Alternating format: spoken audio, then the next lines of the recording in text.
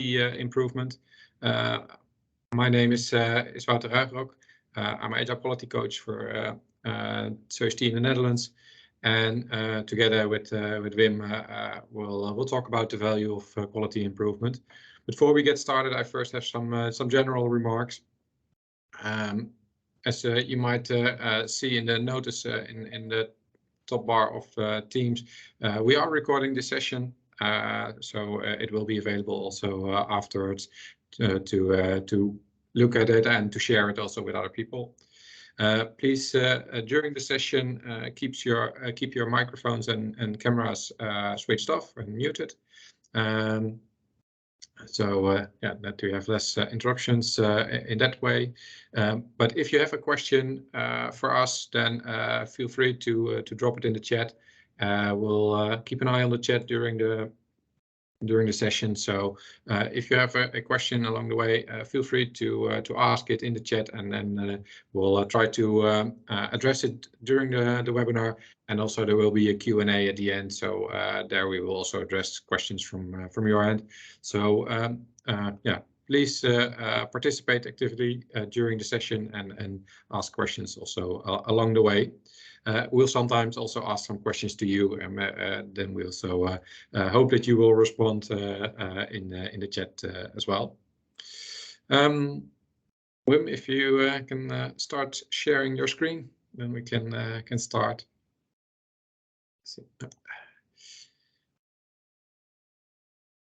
As mentioned, Wim and I will be talking about the value of quality improvement. Wim is a experienced management consultant with over 30 years of quality engineering experience, and yeah, advisor for different organizations.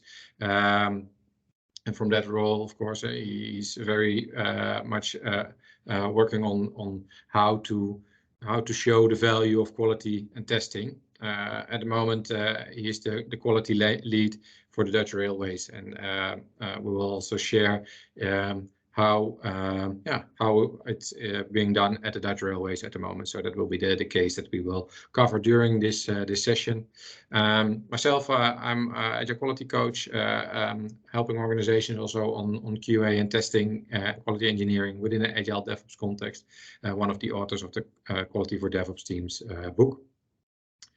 The reason why we want to bring this topic to you is that we see that there's still a need to express the value of quality engineering. And there are still clients who do not see the full potential or the value of quality engineering, and we also see that it sometimes can be very difficult to make that value visible. And well, I think that with the things that we will share with you today, we hopefully can inspire you, can help you to put quality improvement also on the agenda of your organization or the client which you are actively working on.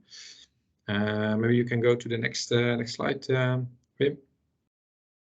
I have a short question to you as well, and please use the raise hand function in Teams to answer it if it's applicable to you.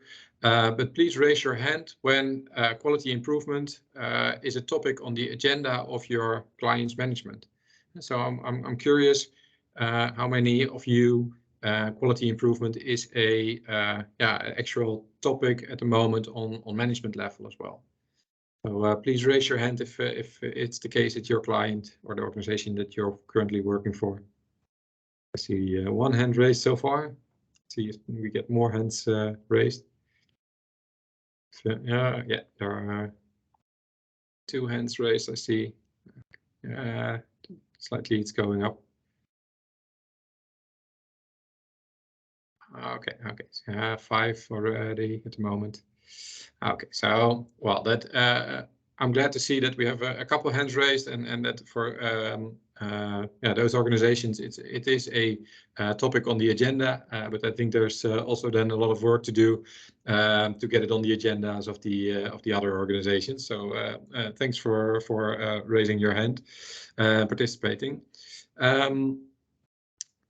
how do we look at making the valuable visible and measuring also the value or showing the value?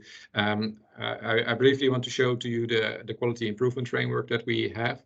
And the main thing that I want to share with you from this framework is that the top part that you can see the business drivers and IT goals. And so when we talk about the value of quality improvement, quality engineering, then we always want to relate it to these business drivers and to these IT goals of the organization. It should contribute to these goals and these ambitions. If you have those clear, then you can also relate the value of quality engineering and quality improvement to these goals. In the example from the Dutch Railways, we will show you how it has been done in that situation, and maybe you can apply that also in your own organization. But of course, then also along the way, it's very important to start measuring and to show the effects and the results. So when you have the business drivers, IT goals clear, then you can identify relevant metrics on these goals, and then you can start measuring and showing the value of quality improvement. So that's the vision that we have on that, and as mentioned, we will go in a bit more detail using a real life scenario.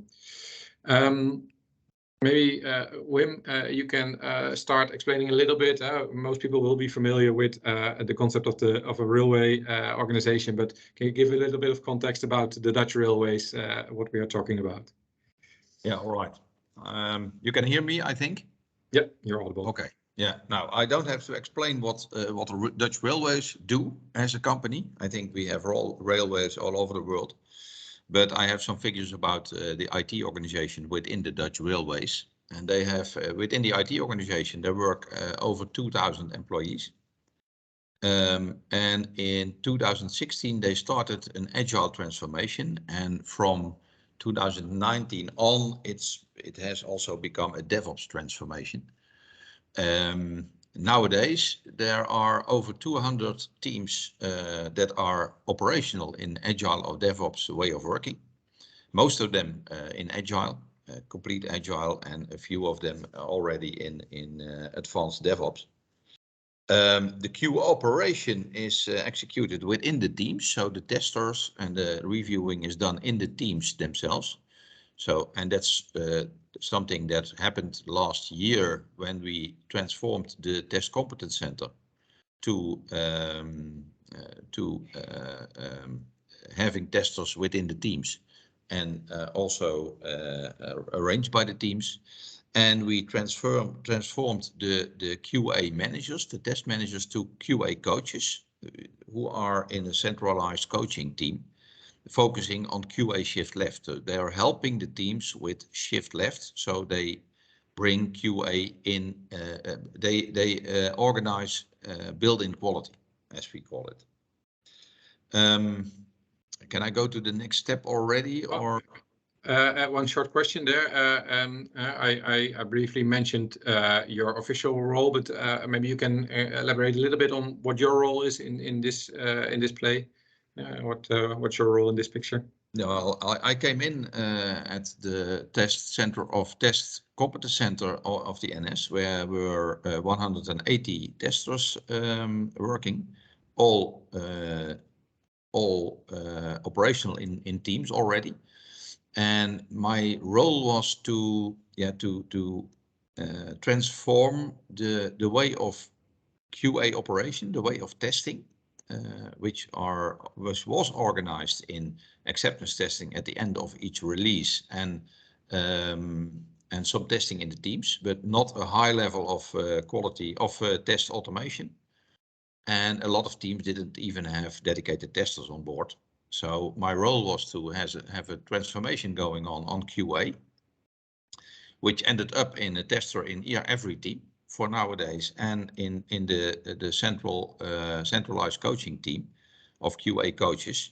And we even have a kernel of specialized testers like performance testers and security testers within the central platform organization, which can be assigned to teams or to tribes whenever needed. So my role was to make that transformation happen. And the transformation has been organizational, put through in the 1st of March of this year. But now we are still working together with the coaching team on coaching, together with the QA coaches, on coaching the teams to come to the QA shift left wherever they need and wherever they want.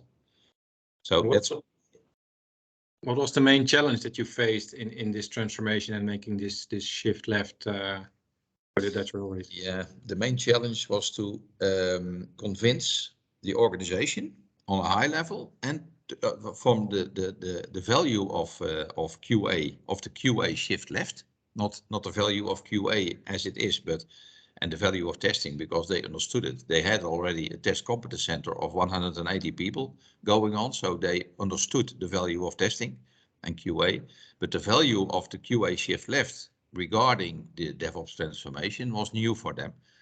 So that was one of my assignments, to make sure that the IT organization on high level understood what we were doing. And the second one was to convince the teams of the value of QA and the value of quality built in, or built on quality net, as you call it. So, and that was, I worked with a few of the QA managers within the organization, and they are now QA coaches, to work out a way of working to make sure that the teams could handle this way of shift left. And I think that was very successful. And how did you raise that awareness? How did you convince those people? Yeah, I can show that to you if you want. Yes, please.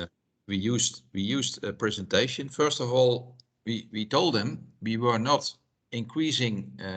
Most of the when managers hear the sentence, we are going to increase quality, most of them, they hear we are going to test more, so we are going to invest more in testing. That's the first thing they think they hear.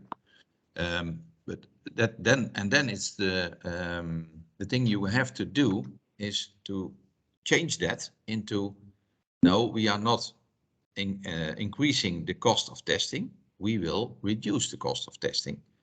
And that's why I have put up this slide, very simple.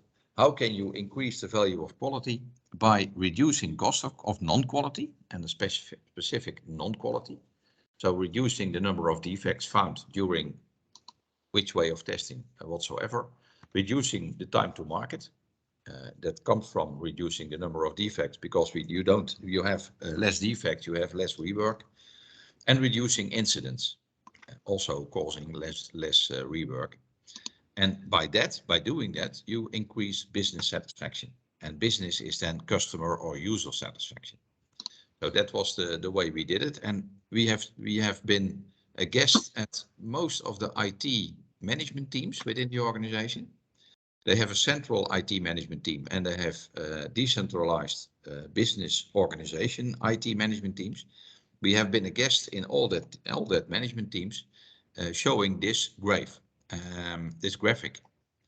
And what it says is that we have, first of all, we have to increase the investment in built-in quality. You have to focus on the right first time, improve your refinements, improve your demos, improve your reviews, and that's just the way of working, and adapt the way of working by, for instance, specification by example or test-driven development. Train the people in doing that. Make sure you have retrospectives, and not only on the process. What my experience is that a lot of retrospectives are only focusing on the process within the team, and not on the results, not on the found defects, not on the incidents that came from the new release. And witness on delivery, and that means that you have to look whether delivery is from other organization parts or from external providers. They deliver the quality you need. Most of them, you have to fix the quality yourself when you don't get quality delivered. So that's double up. First, you have to invest, and when you do that, the next effect will come up, and that means that your cost of rework will reduce. And cost of rework and repair between rework on defects, retesting, solving incidents, delay in releasing, loss of turnover, all that costs, and that are the cost of non-quality, will reduce, and you can see that happen. I will show you in some case study within the railroad organization where we prove that it is going to happen. The next one is that you reduce the cost of testing. When you find less defects and you have less incidents in production, you can change your testing strategy. You can test less, you can change the depth of testing, and you can change the coverage, and that means you reduce the test of costing.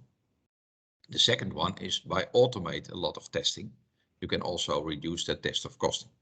And that means that you have a double impact. The cost of rework will be reduced and the cost of testing will be reduced. When you add those three together, just the cost of testing, the cost of rework and repair, and the investment in building quality, you get something, the total cost of quality.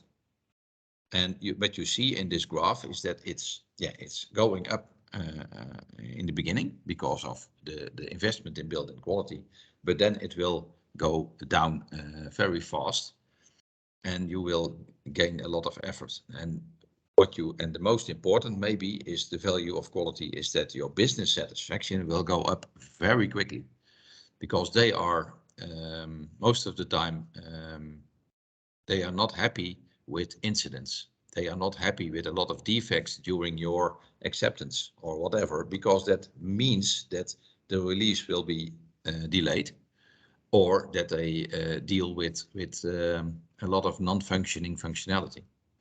And this is the graph I used in these management teams, and this gave a lot of questions. And I think that a lot of questions mean they are interested. They are really following my story, and they are interested in what I mean by this. So this caused a lot of discussion about quality, and that's exactly what I wanted to gain with this.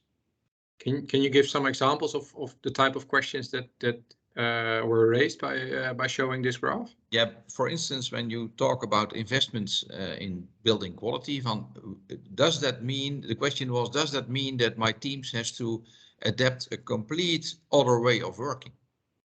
Or does that mean that we have to delay in getting started because the definition of readiness will change, because we have to put more time in refinement? That kind of questions, and that means that they are thinking about how can we adapt this, that they are not for. But what I have experienced a lot of time is that they are giving some how do you call it, some weerstand, some resistance, yeah, resistance in doing this, but they were all interested in how can we do that. And for instance, the question was, how will the cost of testing be reduced when the cost of rework and repair is reduced? And when we have more built-in quality, of course, we will get better results, and we have better doing it right the first time. And that means that you have, and over the months or the quarterly or over the years, you will reduce your impact in testing, because no defect, no testing. So when we reduce the number of defects, we will also reduce the impact of testing and the cost of testing. And in that kind of discussion, we came with the IT managers, and that means they are interested in how it's done and what does it mean for my teams. Yeah. So then indeed the awareness is raised, and people start thinking about, okay, what does built-in quality means for us? Yeah, what's the impact for us? Yeah. I had one other question. When you were talking about the cost of testing, you were talking about, okay, then we can reduce our coverage, or we can do less testing. I can imagine that some people might find it quite scary to do less testing, because then how do we still know that it's still good? How did they react to that? Now, they reacted to that you can only bring up that issue if you have proven that the number of defects is reduced.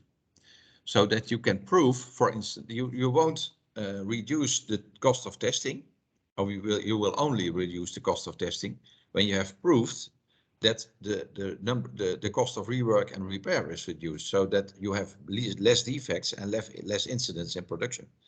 And then you can say, when we have that, you don't have to test that much. So it will come later. The cost of testing will reduce following on the reducing the cost of rework and repair and the number of defects. Okay, so there should be a certain level they of have to gain confidence. more trust in the quality of their products, and then they will say, oh, then we don't have to test that much as we did before because we get better quality. Yeah. So the confidence level is raised, and then you can bring it back a bit. Yeah. All right. Sounds very good. You were talking about the built-in quality investment. How did you approach that? How did you help the teams to move to more built-in quality? Yeah, that was a nice thing to do, because we did set up some workshops, and I'll show you something about that. We did set up a workshop for teams to help them look at their own way of working and look at the issues within that process for building in quality. So what we did is I will show you now. We set up. I will go back to the slide after this. This is the way we set up the workshop. We made about 35 shift to quality statements. That means we had issues we got from myself and from other experienced consultants, issues within teams that show that they are or are not focusing on building quality. For instance, I have two examples here. Root cause analysis. Do you execute root cause analysis? What we did is we defined two statements. The first is at the green traffic light, always it's mandatory for continuous improvement. And at the red traffic light, no time for that, solve the issue and move on. So, and we have some more explanation done in the green and the red text. And what we did is we let the team members vote on green, yellow or red. So when they vote green, they say, no, we are doing root cause analysis always, and it's going well, it helps us. Or at the other hand, they could vote on the red traffic light. No, that's not what we are doing. We have no time for that. We fix the problem and move on. And then you have a short discussion with the team, especially with the ones who are at the extremes of the voting. So the greens against the reds. Why are you in this opinion? Why do you think you do it or you don't do it? And why is there a difference of opinion within the team? And then you get a discussion within the team. And then at the end, when the discussion is over and they say, yeah, okay, all right, we end somewhere up in the middle, or yes, we have something to improve here, you can set up an improvement issue. And now I'll go back to, and I have another example here, common understanding of user stories, especially focused on the refinement of user stories. Is everyone happy about the user stories, and are they clear to everyone involved? Or no, we just, during a sprint, a lot of stories are changed. So we don't do a lot of refinement at the beginning. And we don't use a kind of definition of readiness. We just start, and then we improve the user story on the run. So that also can give a discussion. And we had about 35 of these statements. But first, and you can't handle 35 statements with one workshop. That's impossible to do. So what we did, going back to this slide, we had a discussion with the Scrum Master and the product owner of the team about the team approach. Dus which of the statements are we going to deal with during the workshop? And most of them most of the time we choose 6 or 7, sometimes 8 statements, depending on the maturity of the teams. are they already dealing with test automation or not? Are they already focusing on the refinements and on user stories or not? The PO and the Scrum Master can tell you that. And together with them, you choose the 6 or 7 or 8 most important issues to discuss. And of course, you look at, together with the PO and Scrum Master, to what they already have done within that team. Dus the existing quality improvement initiatives. Maybe they are already working on test automation, or maybe they are already bringing in a kind of specification by example or something like that. Then we go into the health check, and the health check is that the name of that workshop with the team for 1.5 or 2 hours, handling these dealing with these 6 or 7 issues we have sorted out up front. And from the discussion from the workshop, and now we work from to left to the right. Dus first we have the health check, that is the team workshop, and then we get improvement stories. Dus from that 7 or 8 issues handled, we have 3, 4 or 5 real improvement stories where the team is also happy with. So we can do this, and this is something important we have to deal with. That leads to some refinement and prioritization by the product owner, for instance. And then these issues are brought to the backlog and issues of test automation and shift to quality.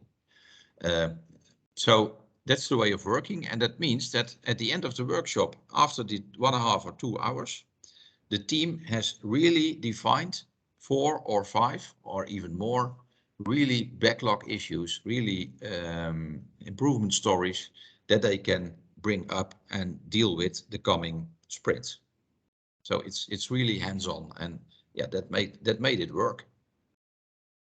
Yeah, that sounds like how you say it, a clear approach and clear workshop. The improvements that come out of the workshop that helps to make the team work better. There's a question from Rama in the chat. She asked when improving this quality and also having an effect that you will maybe can test less later in a later stage.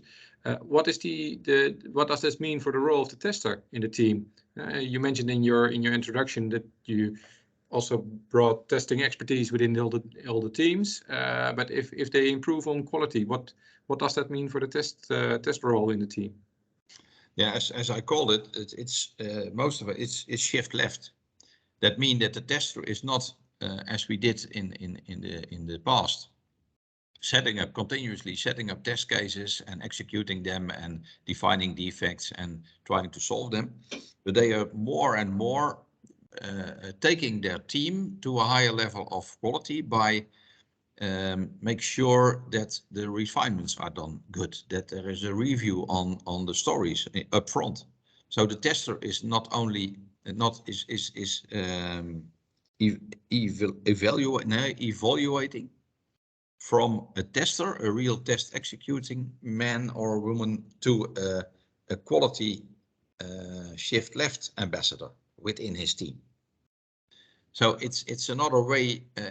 I think it's a much a role that is much more has more impact and is more valuated by the team and by people around the team. So also the tester is transforming into a test coach for his own team. Yeah, so the amount of work for a testing role is not going to change, but the type of activities and yeah, what you do, that is definitely changing. It's really changing. Yeah. Yeah. All right. Good to hear. I think also for us as testers, it's good to know that there's still work for us. Yeah. But for instance, within the NS, within the Dutch railroads, the number of testers, there was a McKinsey analysis done. The number of testers of teams was 1.6 testers per team when we started this transformation. And that means that we are now below 1. And that doesn't mean that we have, for a view of NS, have less test activity. Now the activities of the tester is shifted left. but there's also less impact of testing. So when we started with it, almost 50% of the testers was external, was hired. And now, for nowadays, it's only 30% is hired, and the reduction is done by not hiring that much testers anymore. So for the Dutch railroad, it's been a positive business case. That means, if every organization would do that, we had less testers in the market, for instance. But I think it's the role of testers is changing to another type of work, and that will come up.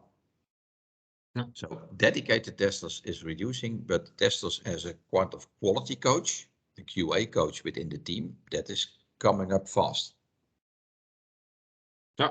Yeah, sounds. So focus as the tester, focus on know what these kinds of work. Just what I just said is, for instance, what I showed you is to where is it?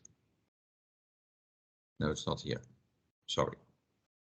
That you have in your backpack, you have the way you can change the work of the team to the QA shift left, that they work with specification by example, for instance, of make test specifications instead of refining the user stories.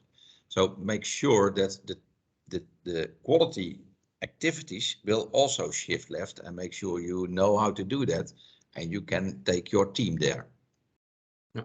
Yeah, Boyd is also adding to that, and I think that's a bit in line with what you said, changing to coaches, coaching roles. And he says, but when talking about changing responsibilities of testers, maybe this means some testers change to quality engineers. So not only coaching, but also more, a engineering role with a quality from a quality perspective. Yeah, that's a good remark, because within the NS, all function definitions are changed from testers to quality engineers. All right. Yeah. So they are already calling them quality engineers. Yeah, good to hear. And that's a change of mindset.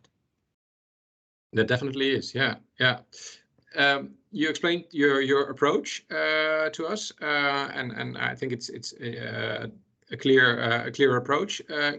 Can you give some examples of what came out of these workshops that you did with the teams? Yeah, I can, of course. For instance, I have a showcase about Infoplus, and Infoplus is the application that provides travel information to travelers.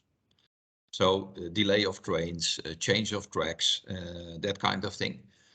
And why did we start with that? Why are they so eager to start with it?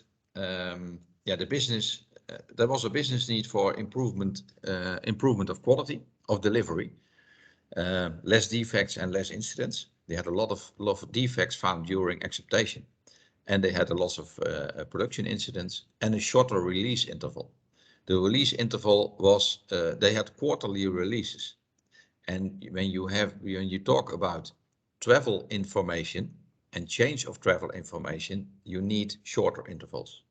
So what they do, they transformed to an agile and even a DevOps way of working, and they transformed the Moloch application, dus the large application dealing with that, into microservices with daily releases. And they did that by focusing on building quality. So by taking up the actions we divided by the workshops in specification by example and that kind of thing. They focused really on test automation, and that means that it's now over 90%. I will show it up in the next slide. It's over 90% automated. And they had a real shift left in contract testing and API testing, though that means they were mostly depending on information brought up by other applications or by even other organizations.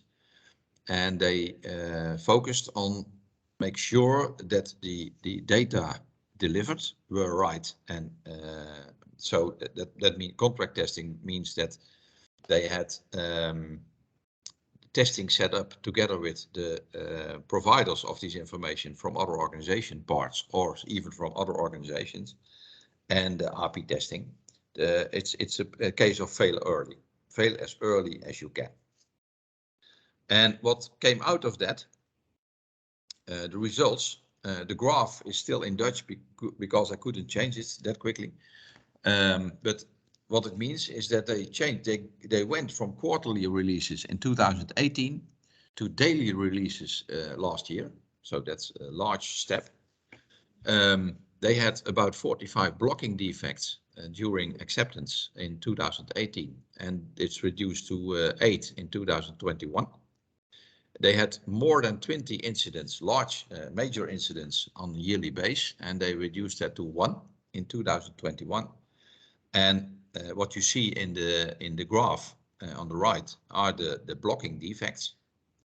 The blue ones are the total number of blocking defects, and the red ones are the blocking defect during acceptance, so completely at the end of the release. And that means releasing was delayed. It went to 0 in 2019, 2021 during acceptance, and the total number of blocking defects was significantly reduced, as you see. The collateral gain, as I call it, was that due to focus of test automation, over 90% of the regression test cases were automated, so they can now run a regression test simply by pushing a button. The team productivity was improved. They could handle more user stories in the same span of time as they could in the past. And there came some room for solving technical debt. The MOLOC, as I called it, the large organization, had a lot of technical debt in it, and they are by making it into how did they call it, the microservices. Sorry for that. The microservices, they had a room to solve technical debt that was in the application. So they had a lot of positive results in there.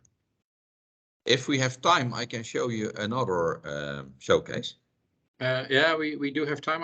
Before we go there, I have a question on this one, because these are very impressive numbers. You see a stiff downgrade or down in number of defects. So that's very impressive. Do you think is this possible for every team? Is this achievable for every team, or was this a one in a kind team? No, it's not one in a kind. As the next showcase will always show you almost the same results. What we see is that, especially in the corners of the organization where they work with large applications, this can be done. But what you also see, and I have to be honest about that, it will cost you a few years to reach this. You can't do it overnight. You have to really invest in the shift left, and you have to be patient for the results.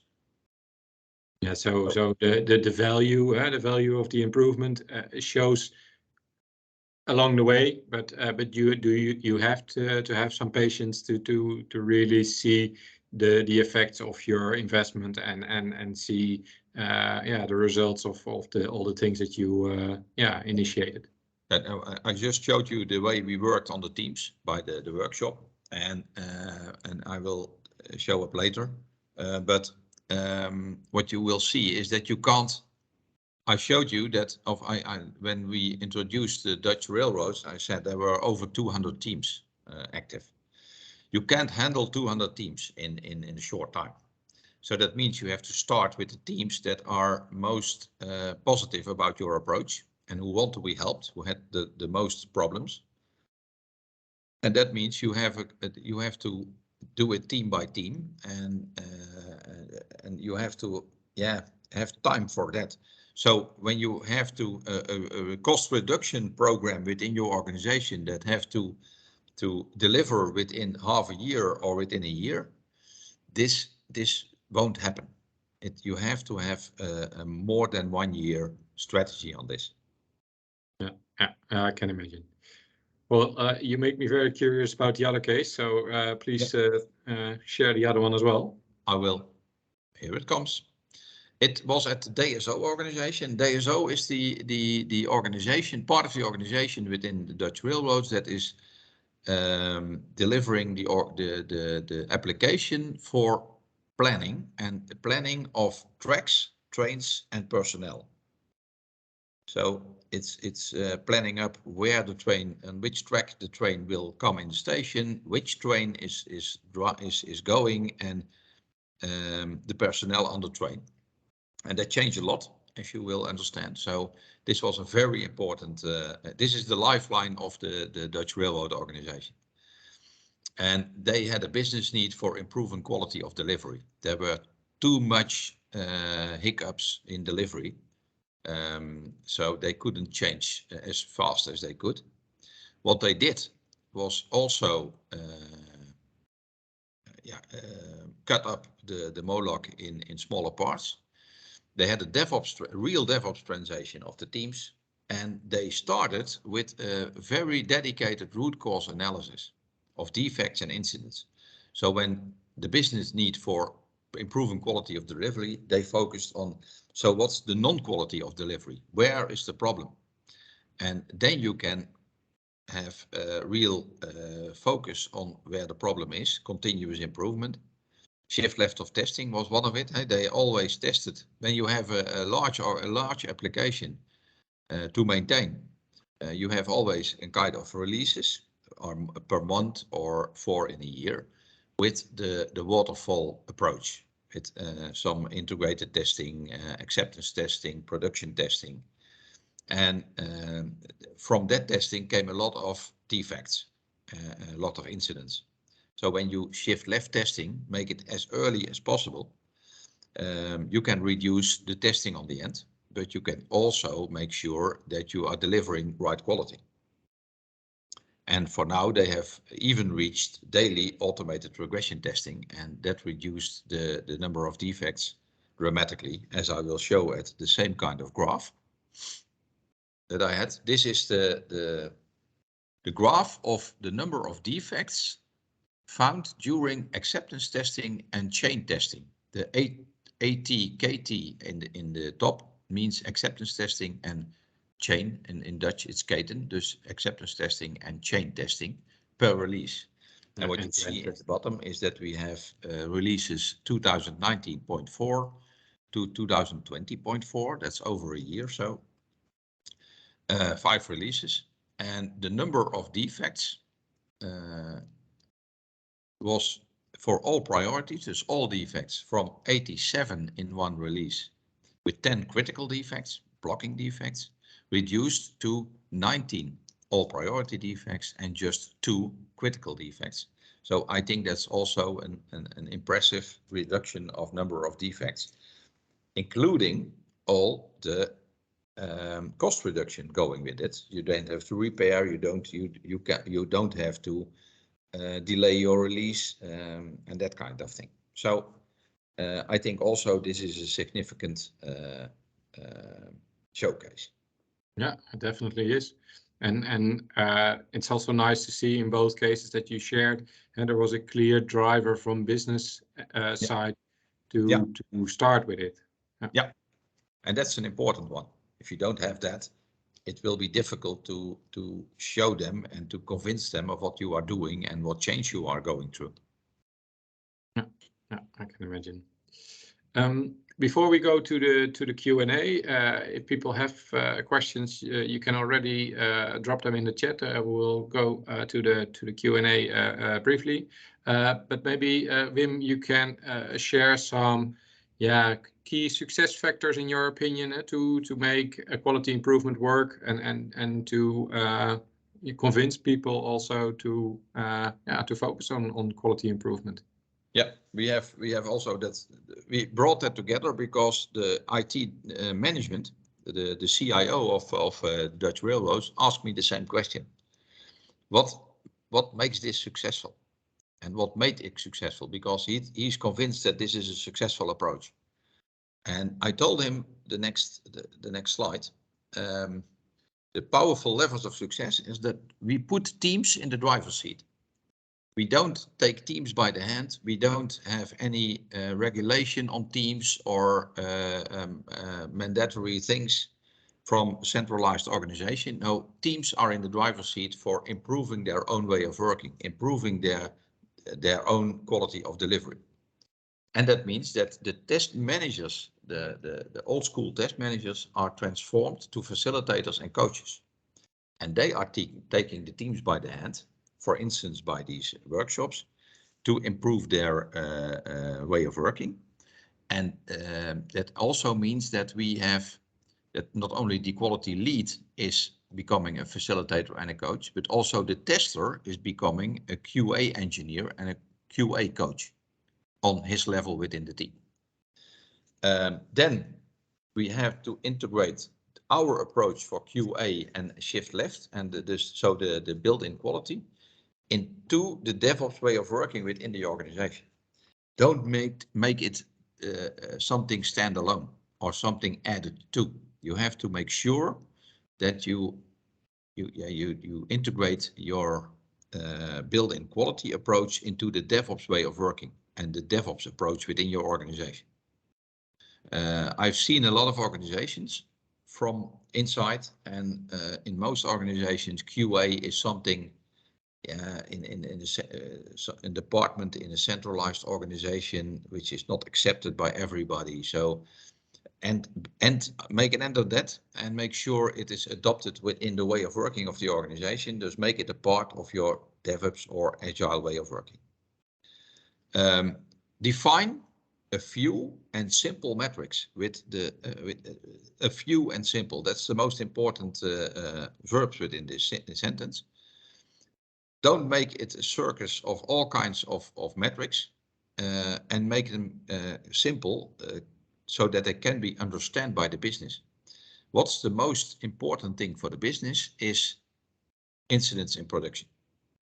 They don't want that.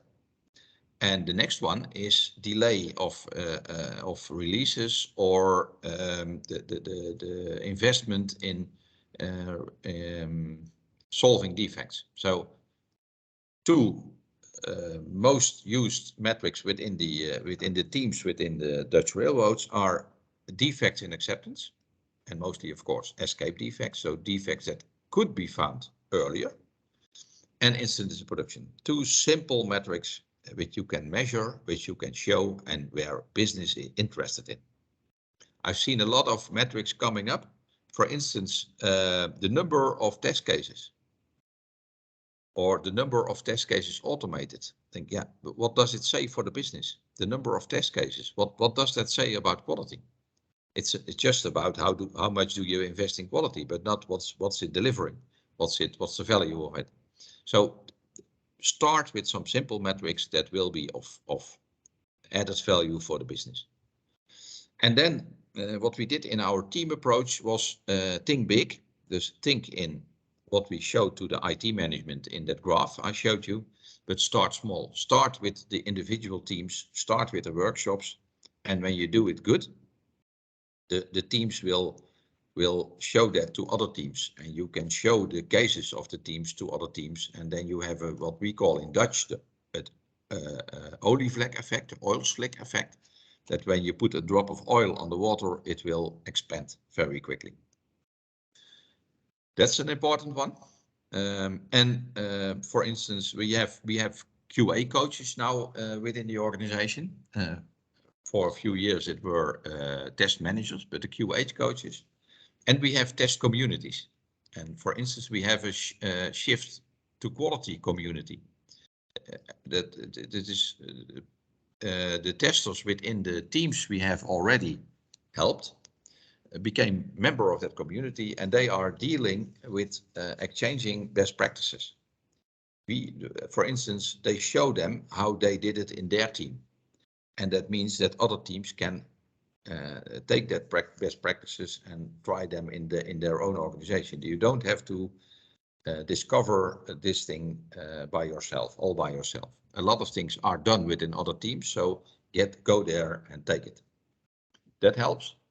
And yeah, I think the most powerful lever is a high-level goal within the organization. For instance, at the Dutch Railroad, there is an OGSM. I don't know whether you know that, but it's about organization goals and strategies, and they have KPIs coming from that. And one of the KPIs at CIO level was the number of teams that had a workshop done. And that sounds very simple, but that means that the CIO was interested in how many teams were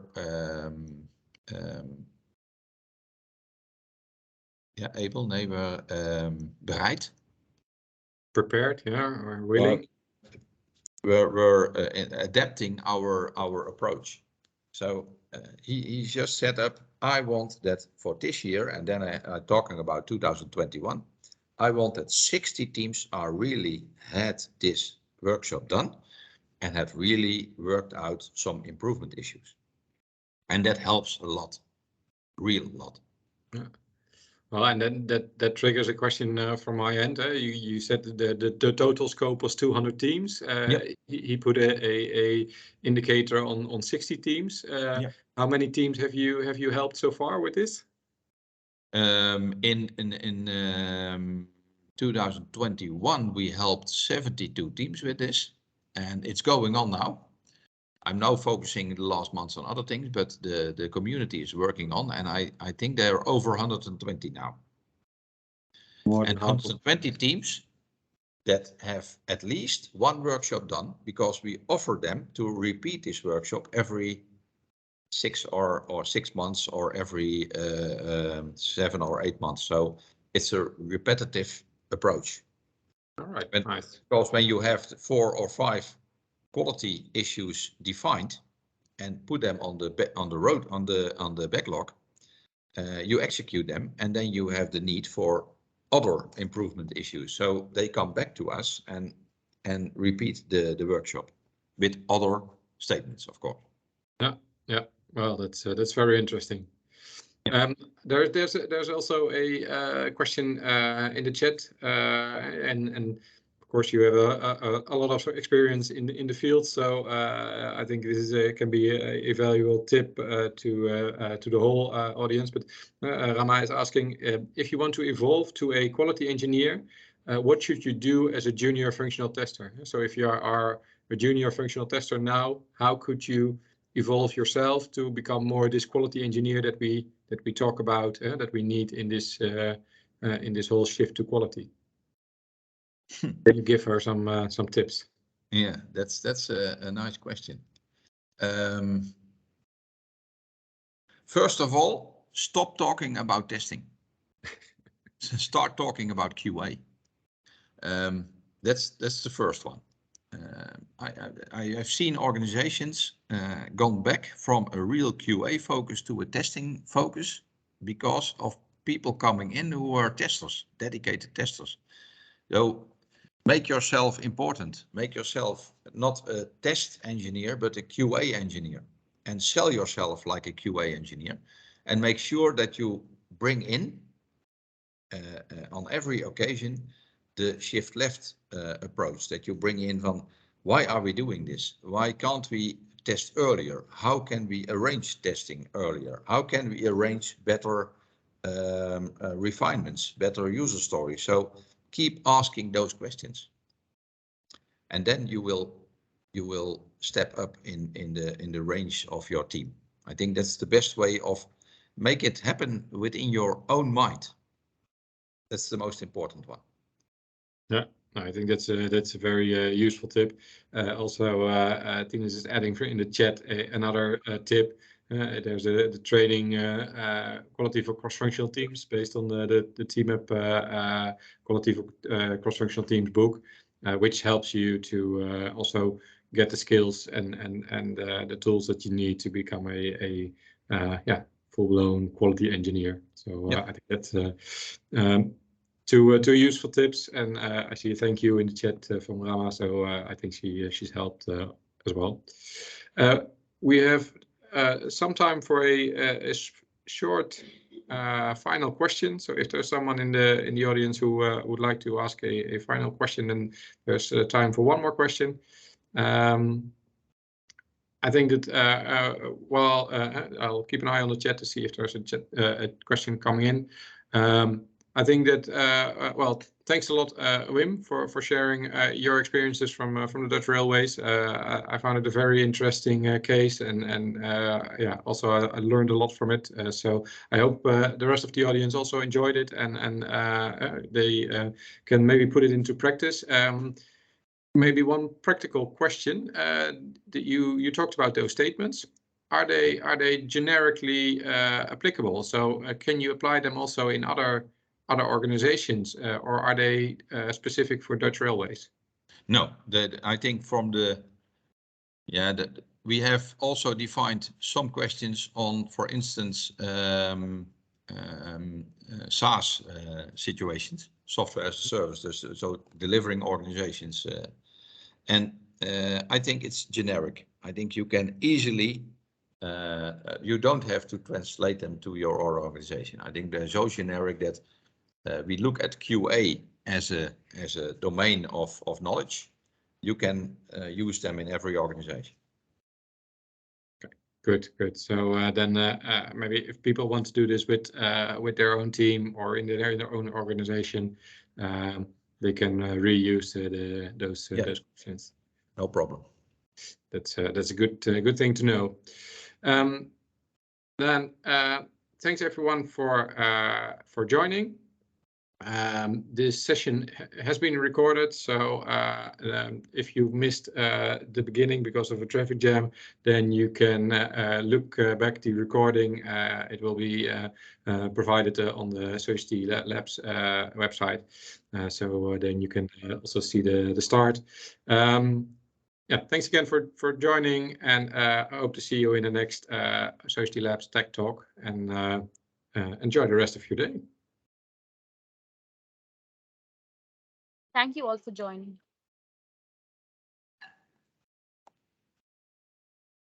Thank you. Have a good day. You too. Bye.